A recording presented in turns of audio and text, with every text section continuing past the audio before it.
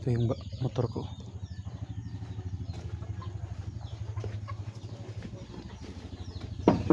Ito po.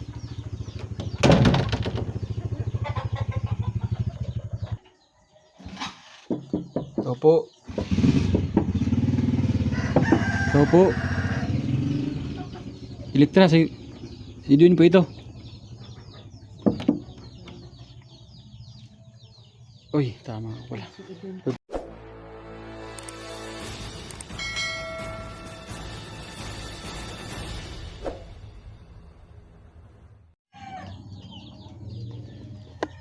dito pala tayo nanood sa bahay ni Elektra.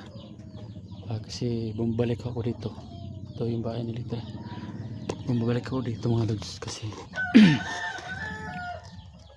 nakonsensya ako. Umuwi ako kaninang maaga. Pero bumalik ako kagad kasi nakonsensya ako ba. Baka mayroon pang bandido nakapaligid sa bahay niya. Pero tinignan ko naman mga lods. Safety naman, wala naman mga bandido. Pero hindi ako nagkamanti mga lods. Pasensya na sa mga manok, mga sa kapitbahay. Ayun, kapitbahay ni Elektra, may mga manok. Ayun, may puti.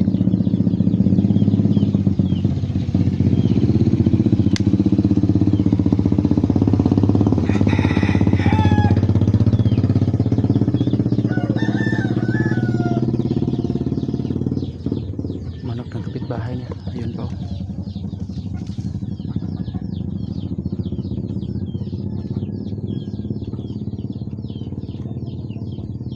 Ayun. Pasensya na mga lods. Kasi tama ko yung hinala ko na bumabalik ko dito kasi wala nang mga kalaban. Pero sa ngayon mga lods, susubukan kong pumasok sa bahay ni Elektra. Ito nakasarado yung lods. Susubukan kong pumasok kung kaya ko, pero dapat kakayaan ko talaga. Susubukan ko mga lods.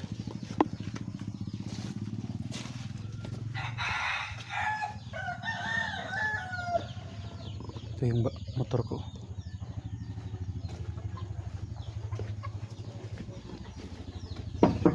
Ito po.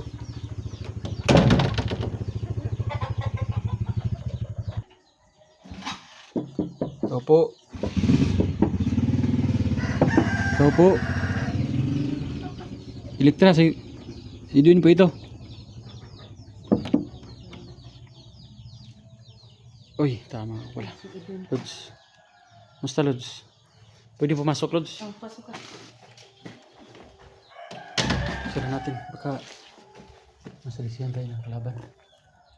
So ito pala ang bahay mo Lods. Saan ang bahay mo Lods? Patay na? Oh, patay na. Bida ka pala. Buti, may pag-asa pa ako. May pag-asa tayo mga Lods. Nandito pa na si Kumusta kagabi Lods? Dito? okay naman ako dito kagabi. Walang Walang sa akin. pero walang kalaban, walang pumapasok sa bahay. Walang pumapasok sa bahay ko. So may dalawa o tatlong tao dito nasa paligid na paano ko. Nababasa mo yung mga comment ng mga viewers? Wala. Nagbabasa ka? Oo, may nabasa ako. Anong sabi? Nandito ka raw kagabi nag-message. Okay. Kaya salamat Thank sa you. iyo, Lord. Thank you mga viewers, at least na alam niya na kagabi nandito pala ako. Kagabi talaga dito ako, pero langanin akong pumasok kasi baka barilin mo ako. Kasi gabi hindi nakita sa labas. Bakit ang bahay mo walang ilaw sa labas? Pero sa akin, Pinatay ko yung ilaw para hindi nila malaman na nandito ko sa loob. tama rin yun. Kanya-kanyang diskarte naman yan. Kasi para pag tumingin ako sa labas sa paligid ko, sa likuran ko yung bahay namin, hindi nila pa makikita. Sorry, hindi pa naman. Okay, tama. Kasi may balak akong pumasok dito kagabi, kaso may isang tao ako nakita doon sa likuran. Nagtangka pa nga pumasok dito. Gusto ko na sanang tirahin, kaso iniisip ko ba nga gabi na, baka pumutok ang baril o baka isilintil ko. dito umagahan sa bahay mo yung patay, bangkay, mabulabog. Kaya hinintay ko talaga kung anong gawin niya. Pero pumasok talaga siya, tirahin ko talaga.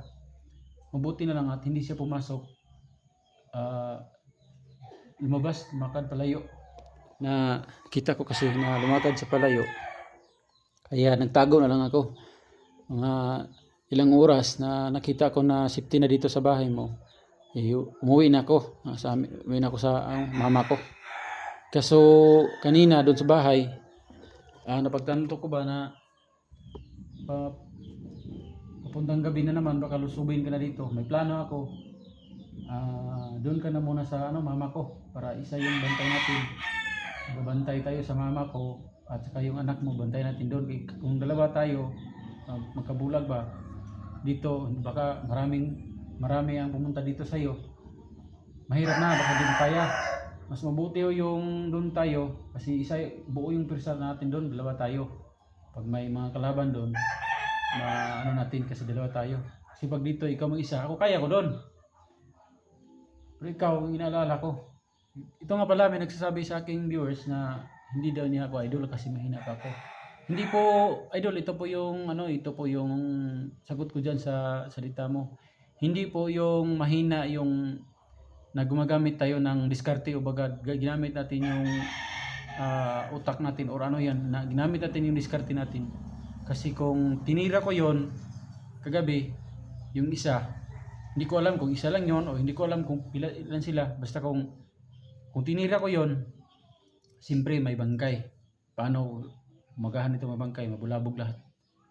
So pinili ko na magmasid-masid muna para ma-analyze natin yung pangyayari ba na pwede naman natin yung papatayin, pero iniisip ko na baka umalis lang sila. Tama yung nasa isip ko na umalis.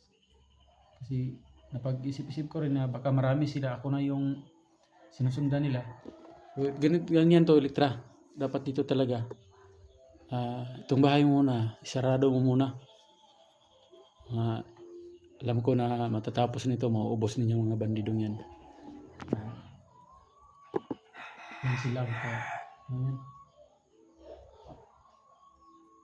Mauubos talaga sila. Pero tama yung binuhat ko na, ginawa ko na hindi ko pinatay kasi kung pinatay ko dito baka marisbak yan, mas marami. Mas mahirap. Kaya mga lods, plano ko po mga lods is dadalhin ko po si Elektra sa mama ko. Na sana matanggap siya ng mama ko na nandun sila muna para isa yung pagbabantay namin. Mahirap naman lods kung ako yung dito tapos ang mama ko andun, malayo, walang magbantay doon. Kasi dito mga lods is ang bahay ni Elektra is nasa tabi ng kalsada. Tingnan niyo mga lods, ayan mahirap pag ayan po ang motor ko nakalasan dyan sa labas. Mahirap pag pasok na hindi natin alam kung may dating yung kalaban. Kaya ito mga lods, plano ko na lang talaga dalhin ko si Elektra doon kung papayag ito. Pero kung hindi siya papayag, wala akong magagawa. Balik lang siguro ako doon sa mama ko. Kasi yung mama ko siya lang mag-isa doon. Doon na siguro ako Pero pag may dalawang isip ako. Ikaw, anong plano mo?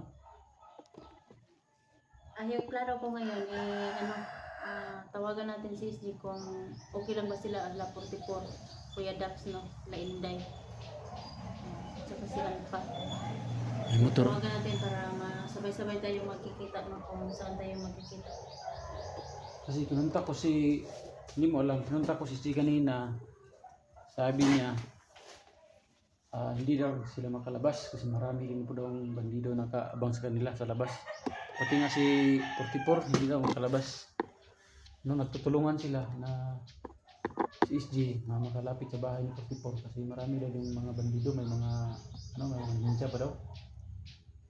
Mabuti tayo dito at iisa lang doon sa bahay, may kita kong isa. At saka pagkagabi dito may isa rin. Mabuti at isa lang din sa kanila, napakarami daw. At saka kay Inday, may dalawa na sila na ano na papatay doon sa kanyang malapit sa kanyang bahay. Kaya tayo, mintas na malalayo man tayo sa kanila. May 4 na oras tayo karating sa kanila. Pero pag tumawag tayo, wala lang, useless lang din kasi kahit na sila hindi pa makalabas. Kaya ang plano ko ito, kung papayag ka, mamaya siguro o ngayon na, pupunta tayo doon sa bahay. Pero habang palabas tayo ng bahay mo, mag-upcam tayo. Kasi mahirap na matuntun talaga nila yung bahay ko. Doble problema na po yun. Kaya kung papayag ka lang talaga, doon tayo nang sa muna. Kung gusto ka, kung papayag ka kasi mahirap dito na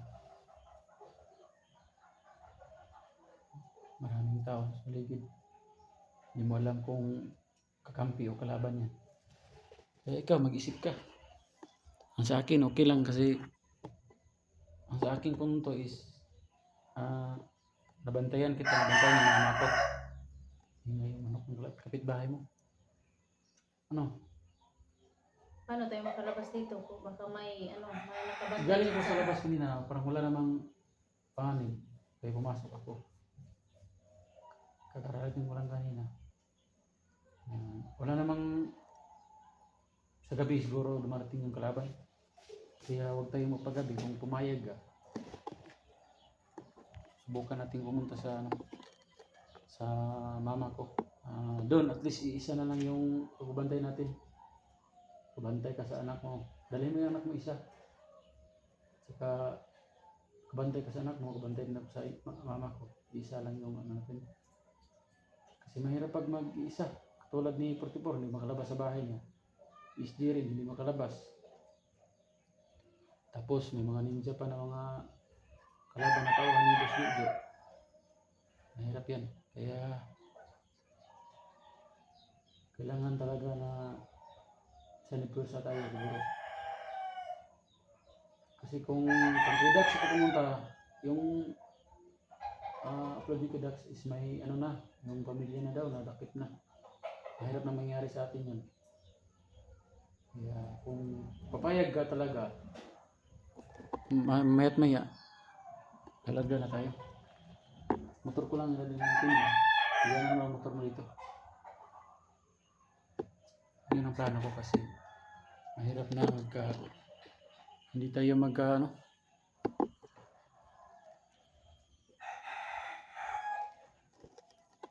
Ilang oras ka papunta sa inyo? 4 na oras, tama siguro ito.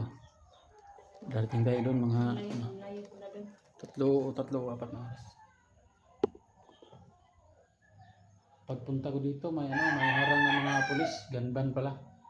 Mabuti at kilala ko yung isang pulis na sabi ito isa ka lang vlogger buddy. Ito buddy, may gamit o tayong dala. May lisensya naman tayo. Nakadaan tayo. Pero hindi ko kapakamera kanina kasi alam niyo naman, hirap ang kamera. Baka tayo,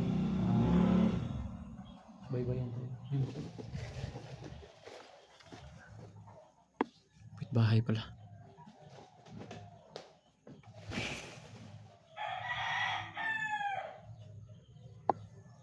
Kapitbahay ko yung So ito na. So sa ngayon po mga lods na Pag-isipan mo dyan sinasabi ko.